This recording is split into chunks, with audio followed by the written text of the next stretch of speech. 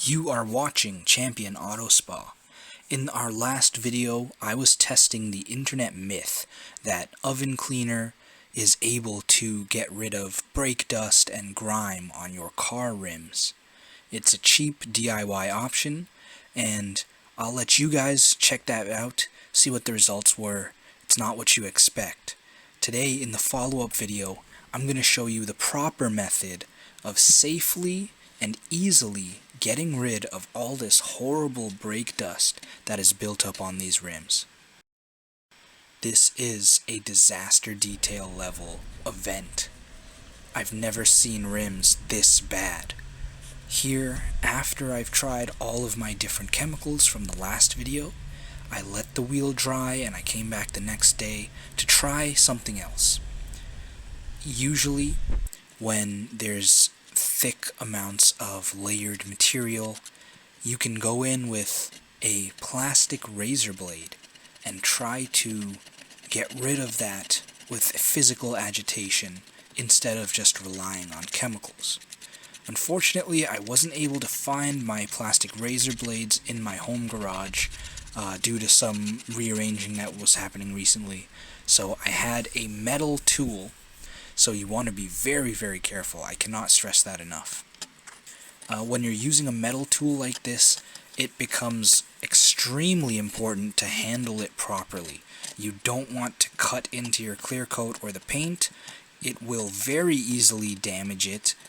There are not that many metals that are soft enough to use against your paint, so I highly recommend being careful. As you can see here, there are layers of this brake dust. I'm going in and getting that blade in between the layers, and it's basically flaking off. If you use a traditional plastic razor blade, however, something like this orange one that I was using in the last video, the job becomes a lot more stress-free. It just takes a lot of time to get rid of all this buildup. As you can see here, once we've flaked off the upper layers, we are left with a very brown rim. But this is something that you've seen me tackle before on the channel, so we know exactly how to get rid of this. Unfortunately, I was having some issues with my Gopro, so some of the footage was lost when I was cleaning it. You can see me flake it off here, but then we just jump to the actual chemical wash process. Unfortunately, you can't see the brown barrel, but I have many other videos of rim cleaning on my channel, so you can check those out. Here we have an initial spray down on the face of this rim. The areas in the corners in between these spokes was where most of the buildup was. That was gently scraped away with the wooden tool from the other video. The inner barrel, we used the metal tool, and you can see here when I flip it over, an incredible difference. Sonac's iron remover is a great product to buy. I heavily recommend it.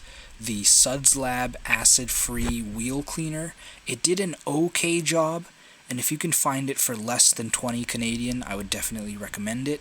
But at its usual price, there are better things. Using a combination of a bunch of different chemicals and toothbrushes, soft poker tools, different things to get rid of this rust. I'll go through it right now. I was trying to use things like iron remover and PNS brake buster to get rid of that, and it would have worked if it was a regular amount of brake dust, but this is crazy stuff, and I ended up having to get rid of layers of it using a razor tool. A lot of people have those small little rectangular razor blades. I tried to find my plastic razor blade that I had, but I couldn't find it in my garage, so I ended up using this small little blade. It was very uneven, so it wasn't the best tool, but it worked, as you can see through the video clips.